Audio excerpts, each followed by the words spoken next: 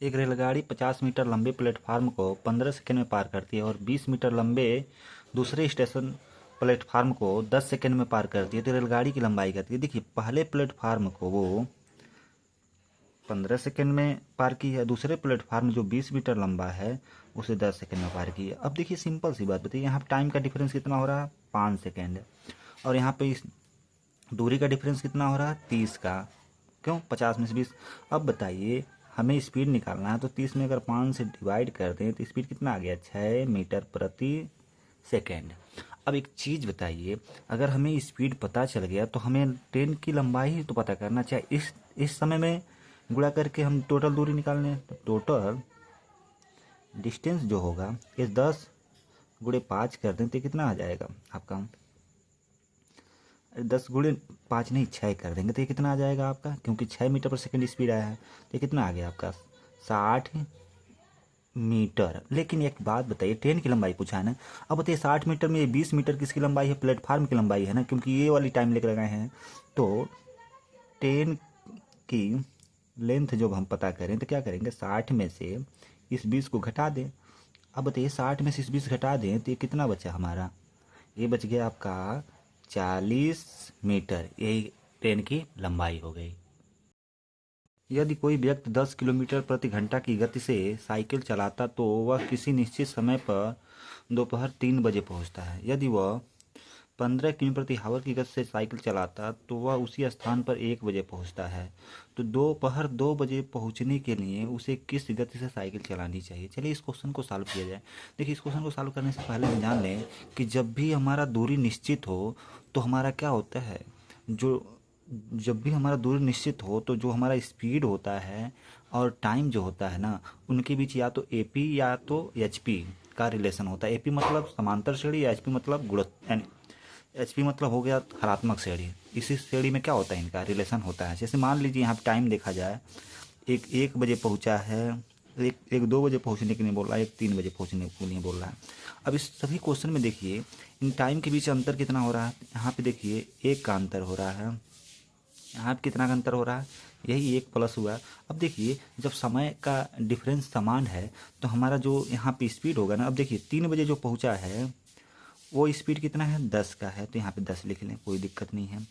अब देखिए, अब 15 की हर गज से साइकिल चलाता है तो वह उसी स्थान पर 1 बजे पहुँचता है। तो 1 बजे पहुँचने के लिए जो टाइम लगा है वो 15 लगा है। अब देखिए, ये वाली टाइम हमसे पूछ रहा है, ये वाली। अब देखिए, टाइम जब हमारा किस में है? एपी में है, मतलब समांतर श्रेणी में है। अब देखिए, जब टाइम समांतर श्रेणी में है तो ये जो स्पीड है ना, ये एचपी में होगा, मतलब ये समांतर श्रेणी हो गया, आई हमारा हरात्मक श्रेणी हो गया।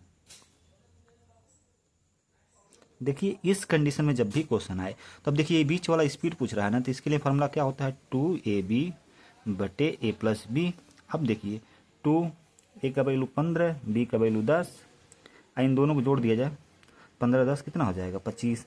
अब बताइए, 25 से आइए देखिए, ये 300 होगा ना पूरा गुणा करने पर, तो 25 से 300 में भाग दें तो कितना बार में कटेगा? 12। यानी ये स्पीड हो गया बीच वाला 12 किमी प्रति आवर। अब इस तरह आप कोई भी सवाल लगा सकते हैं इस फार्मूले से। बस शर्त ये है कि वो जो दूरी है ना वो फिक्स होना चाहिए, मतलब निश्चित होना चाहिए। तो हमारा ये अगर टाइम एपी में होगा तो स्पीड एचपी में होगा, अगर टाइम एचपी में होगा तो स्पीड एपी में होगा, मतलब एक दूसरे के दोनों उल्टे होंगे। नाव की धारा के अनुकूल और धारा के प्रतिकूल अनुपात जो दिया है 4:1 है, तथा नाव द्वारा धारा के अनुकूल और धारा के प्रतिकूल दोनों दिशाओं में एक निश्चित दूरी तय करने में लिया गया कुल समय जो है वो 10 घंटे है। तो स्थिर जल में समान दूरी तय करने में नाव द्वारा लिया गया समय ज्ञात कीजिए। देखिए, पहला चीज तो अनुकूल और प्रतिकूल जो स्पीड का अनुपात दिया है 4:1 दिया है, ये तो हमारा स्पीड हो गया। अब जब टाइम की अनुपात निकालते हैं ना, जब दूरी सेम रहती है तो ये उल्टा हो जाते हैं, 1:4 हो जाएंगे। अब एक सिंपल सी बात बताइए आप ही लोग, ये 4 1 5 5 यूनिट का वैल्यू हमें 10 घंटा दिया है कि नहीं? 10 घंटा दिया है। तो अब 1 यूनिट का वैल्यू निकाला जाए तो कितना होगा? 2 घंटे। अब बताइए, 1 मिनट का 2 घंटे आ गया तो ये वाली जो वैल्यू हो गया उसके दिशा में 2 घंटा और उसके विपरीत दिशा में ये कितना हो जाएगा 8 घंटा। अब हमें टाइम का पता चल गया। जब टाइम का पता चल गया तो हम आगे क्या करना है, हमें सवाल को सॉल्व करना है। अब देखिए एक सिंपल सी बात बताइए आप ही लोग कि अगर हम नाव की स्पीड यस मान लें तो उसके दिशा में अगर चाल माने तो यस प्लस क्या होगा यक्स होगा। मान लिया जाए हमारा धारा की स्पीड यक्स है और उसके विपरीत दिशा में देखें तो उसमें से घट के होगा।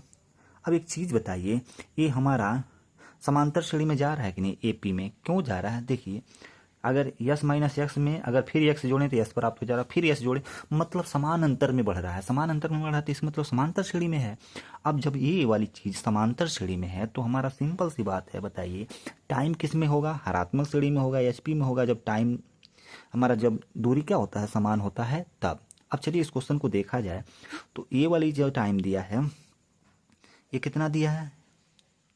अब देखिए अनुकूल और प्रतिकूल, अनुकूल में कितना दिया है 1 यूनिट यानी 2 घंटे। अब प्रतिकूल में कितना 8 घंटे। अब एक चीज़ बताइए, ये बीच वाला वैल्यू ज्ञात करना है तो बताइए एचपी है कि नहीं। एचपी में हमारा एक्स का वैल्यू निकालना है बीच वाला, तो ये क्या होता है 2ab बटे a प्लस बी। अब एक चीज़ बताइए, इसमें 2a का वैल्यू कितना है 8, b का वैल्यू कितना है 2, अब बटे इन दोनों को जोड़ दिया जाए 10। अब बताइए 8 दूना 16, 16 दूना 32। अब बताइए 32 में 10 से भाग दें तो 3.2 आएगा कि नहीं। अब एक चीज़ बताइए 3.2 को हम क्या बोलते हैं 3 घंटे 12 मिनट। क्यों, क्योंकि दशमलव के बाद एक एक 0.1 को 6 मिनट बोलते हैं, 0.2 को 12 मिनट, मतलब 6 का 1.6 मिनट के बराबर होता है। इसलिए 3.2 किसके बराबर होगा 3 घंटे 12 मिनट के बराबर।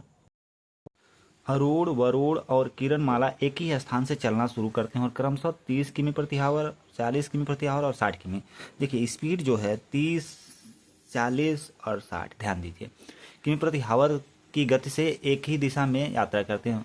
वरुण अरूण से 2 घंटे बाद शुरू करता है। देखिए अरूण जो है जो वरुण है ना वो अरूण से 2 घंटे बाद शुरू करता है, मतलब यहाँ से टाइम और ये टाइम और ये टाइम यानी T1 T2 T3 2 घंटे बाद चलना शुरू करते हैं। यदि वरुण और अरूण किरणमाला एक ही समय पर अरूण से आगे निकल जाते हैं तो किरणमाला अरूण के कितने घंटे बाद चलना शुरू करता। अब देखिए इस क्वेश्चन में देखें तो अभी इसके पहले क्वेश्चन देखा गया था कि जब हमारा, अब देखिए इसको चेक किया जाए क्या स्पीड, दूरी देखिए दो सेम है, दूरी सेम है तो इसको चेक कीजिए। देखिए क्या ये जो स्पीड है एपी में है, मतलब समांतर श्रेणी में है। देखिए 30 से 40 10 बढ़ा है, फिर 40 से 60 20 बढ़ा है, मतलब समान अंतर नहीं है। इसका मतलब ये समांतर श्रेणी में नहीं है।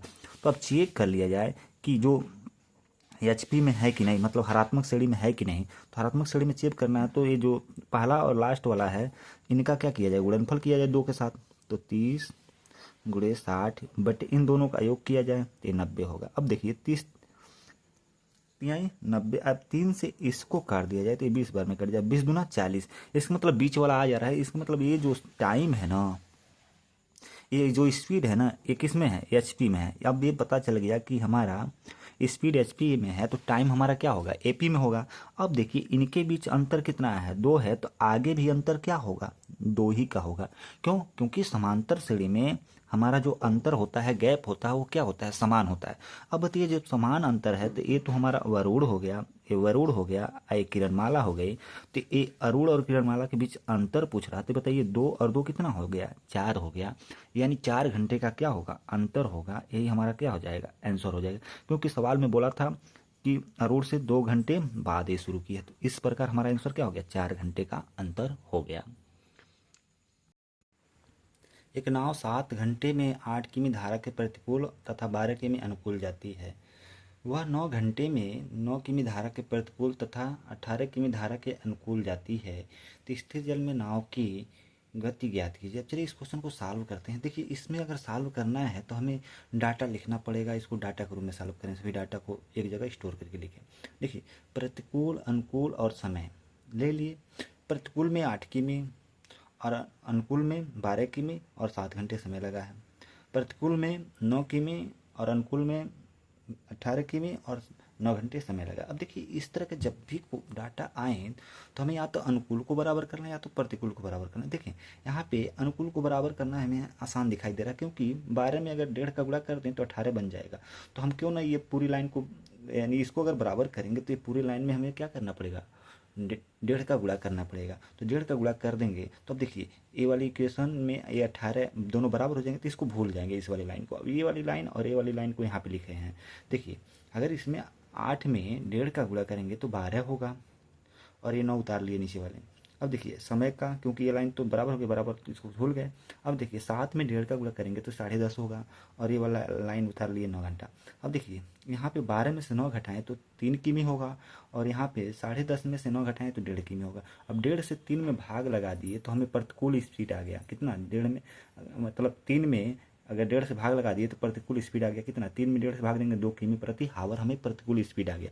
मतलब ए वाली स्पीड हमें पता चल गया। अब ये वाली स्पीड पता चल गया तो थोड़ा ध्यान दीजिए कि हमें अनुकूल का स्पीड पता चल जाए तो नाव की चाल आराम से हम निकाल सकते हैं। तो देखिए अब देखिए एक चीज़ बताइए, यहाँ पे 8 किमी प्रतिकूल चला है ना, 2 किमी से अगर 8 में हम डिवाइड लगाएं, सिंपल सी बात दिखाइए, तो यहाँ पे 4 घंटा तो इसमें लगा होगा प्रतिकूल में चलने में, ए वाली इक्वेशन में। अब देखिए अब 7 घंटा टोटल लगा, तो ये 12 किमी जो है इसको 3 घंटे में कवर किया होगा। तो यहाँ पे इस 3 से डिवाइड किया जाए 12 में तो ये कितना आ जाएगा, 4 किमी प्रति हावर। ये जो स्पीड आया है ना, ये जो स्पीड आया है ये किसका आ गया, अनुकूल का आ गया। अब हमें नाव की स्पीड निकालना है, अब हमें नाव की क्या करना है, स्पीड निकालना है। तो क्या करते हैं, प्रतिकूल स्पीड और अनुकूल स्पीड को जोड़ के क्या करते हैं, आधा कर देंगे तो क्या आ गया, नाव की चाल आ गया। नाव की चाल कितना आ गया, 3 किमी प्रति हावर। यहीं पे आपसे एक लाइन और पूछ सकता था कि धारा की चाल ज्ञात कीजिए। धारा की चाल ज्ञात करने के लिए हम क्या करते हैं, अनुकूल वाले स्पीड में से प्रतिकूल वाले स्पीड को घटा के आधा कर देते थे, हमें धारा का स्पीड आ जाता।